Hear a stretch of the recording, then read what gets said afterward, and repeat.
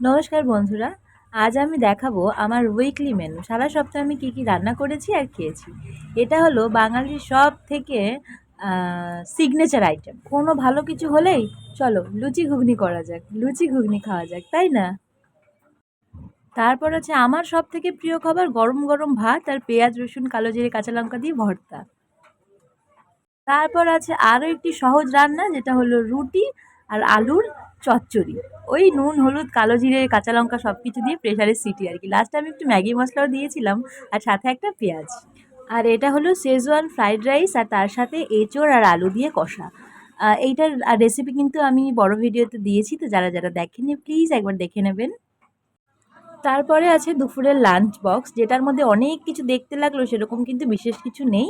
ওই যেই খিচুড়িটা আপনারা দেখছেন ওটা রাত্রের, তো আমি তাও ওটা একটু গরম করে নিয়েছি।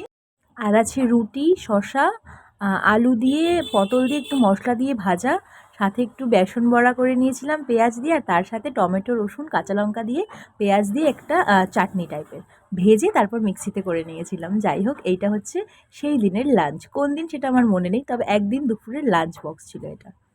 তারপর এসেছে আরও একটি ফাঁকিবাজি রান্না, যেটা হচ্ছে একদম আমার রান্না করার মন ছিল না। যাই হোক, একটু ডাল চাল দিয়ে একটু প্রেশারে সিটি মেরে দিয়েছিলাম, আর করেছিলাম আলু দিয়ে পেঁয়াজ দিয়ে একটু ঝুরঝুরে করে ভাজা।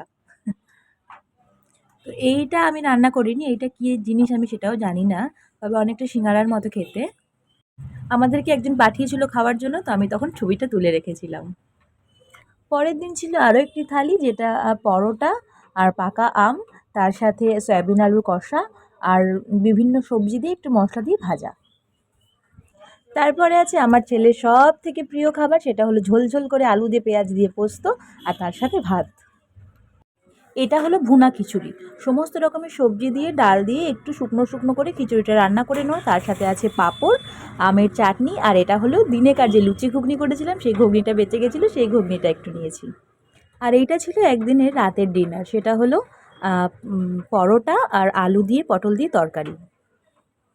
আর এটা হলো আর একটা ফাঁকিবাজি রান্না, যেটা হলো টমেটো আর ধনেপাতা দিয়ে মুসুরের ডাল আর পেঁয়াজ লঙ্কা জিরে দিয়ে আলু ভাতে মাখা।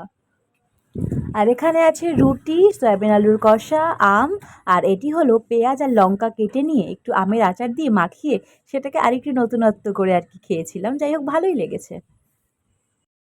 আর এই থালিতে আছে পেঁয়াজ দিয়ে মুসুরের ডাল, সয়াবিন আলুর কষা আর একটু আমের আচার।